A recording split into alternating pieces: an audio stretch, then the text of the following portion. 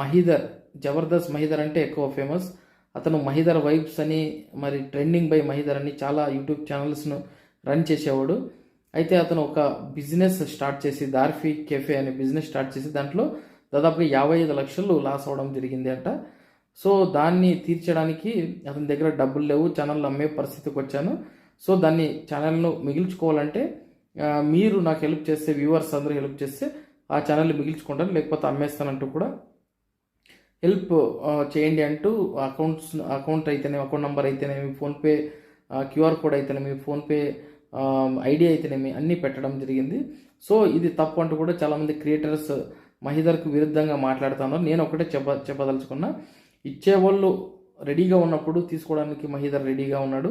So మనకేమీ నష్టం రావడం లేదు కాబట్టి వేరే వాళ్ళ గురించి మనం తప్పుగా మాట్లాడి వాళ్లకు నష్టం వచ్చే విధంగా మాట్లాడడం మంచిది కాదు అని నా ఒక అభిప్రాయం.